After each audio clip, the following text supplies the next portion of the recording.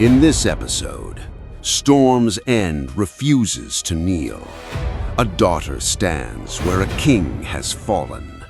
A conqueror offers not chains, but a choice. In the West, crowns bow to one another. In the South, gold buys silence. Armies gather. Steel is sharpened. Old enemies become one. Not for honor, not for peace, but against one king, against one name, against fire. And as the world unites against him, Aegon dreams of a silence colder than death. The storm has not ended, it has only begun. While smoke still trailed over Heron Hall, clouds thickened in the south. There, where cliffs meet the sea, where wind strikes stone so fiercely that even the rock itself seems alive, House Durrandon ruled. Storm's End had stood there for centuries. Its walls had seen countless sieges. It had outlived kings, storms, and wars. And Argilac Durrandon, the Storm King, believed he would outlive this as well. His lords begged him to bar the gates, to wait, to let the castle do what it had been built to do. But Argilac did not listen to walls. He listened to the wind. He knew what had happened to Heron. He knew dragons showed no mercy. And still he made his choice. If I am to fall, he said, then I will meet death beneath the open sky. Storm banners were raised. His host marched out to meet the invader. Orys Baratheon was nowhere to be seen. He had chosen the ground himself. Hills, steep and slick, poor land for cavalry. When the armies met, the sky itself seemed to tear apart. Rain fell like a wall. Wind ripped banners from their poles. Thunder swallowed every command. Thus began the battle that would later be called the Last Storm. Argilac did not wait for a signal. He raised his sword slowly, as if giving the storm time to draw breath with him. The blade caught the gray light of the sky.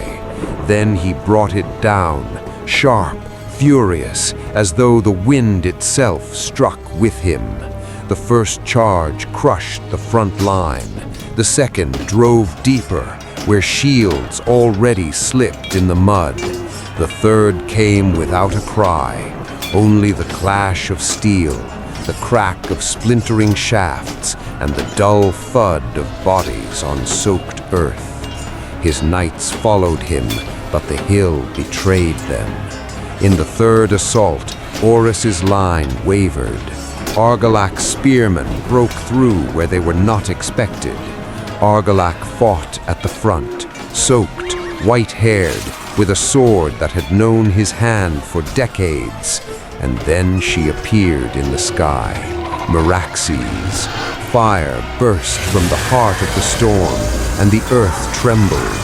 The knights around Argilac died almost at once, but the king remained standing.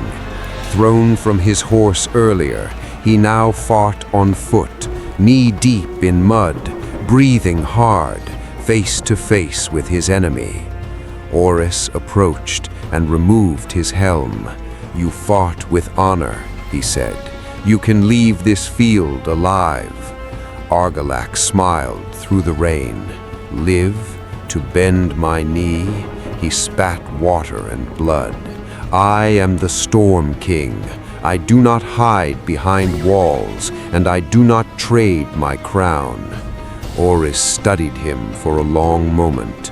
"Then you will die," he said, "but you will be remembered." Argilac straightened. He gripped his sword with both hands. "That is enough." He stepped forward, and in that instant, The storm closed around them.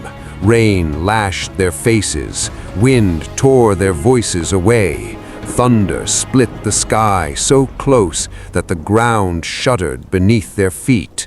The world narrowed to a few steps, to heavy breath, to steel in hand. A flash of lightning, and for a heartbeat, two silhouettes were visible, too close to one another to retreat. A sword rose, a strike, a glint of steel.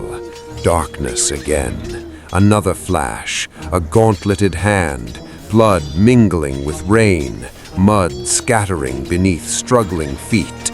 Someone screamed, but the sound was swallowed by the wind. The Storm King could no longer be seen clearly.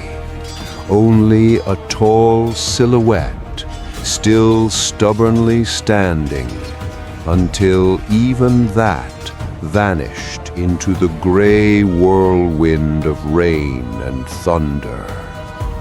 When the wind finally eased, the Storm King did not rise again. His army broke.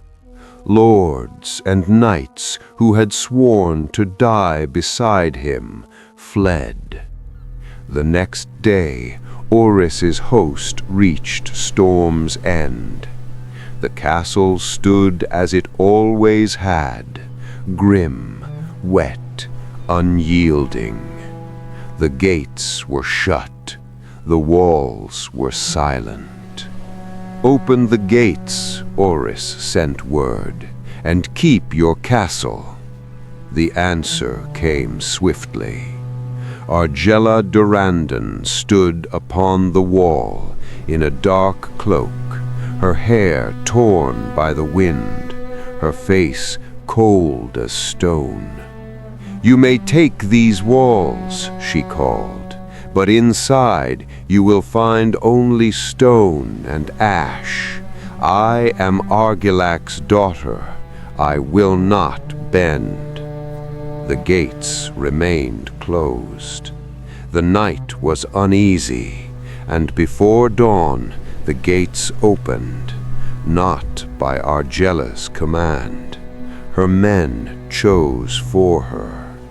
Argilac was brought out without crown or banners, without armor, without cloak, in rough, unceremonial garments, the kind daughters of kings do not wear.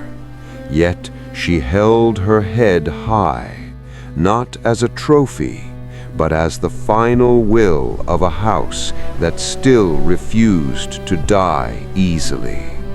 In Orys's camp, he rose at once. He removed her chains with his own hands. He placed his cloak upon her shoulders, and he offered her a cup of wine. "Your father died a king," he said. "I will not allow your daughter to become a prize." He stepped closer.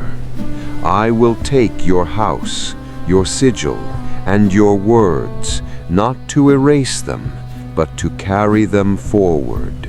He looked into her eyes. "And I will take you as my wife, if you agree." Argilac was silent for a long time. Then she nodded.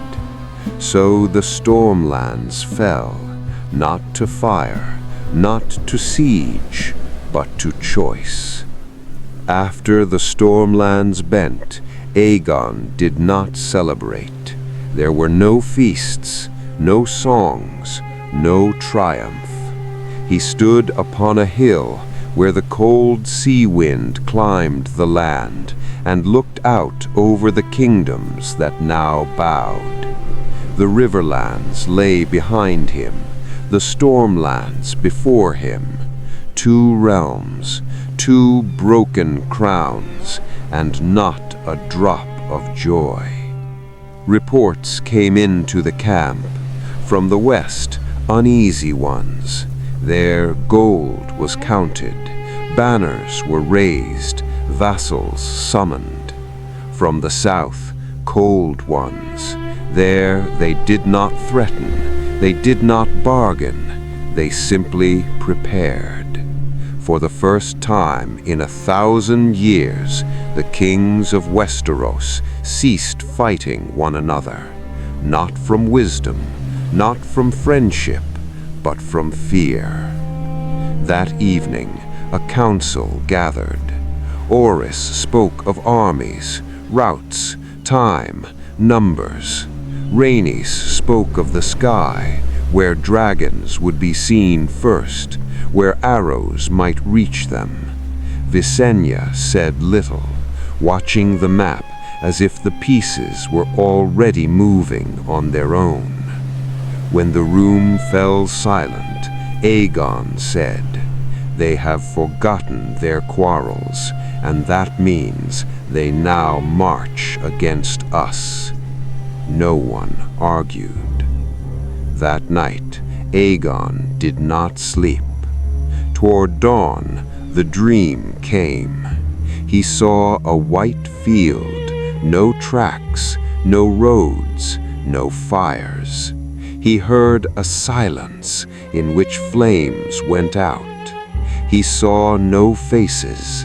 He heard no voices, only the feeling, as if winter itself was watching the living, waiting for them to stand alone.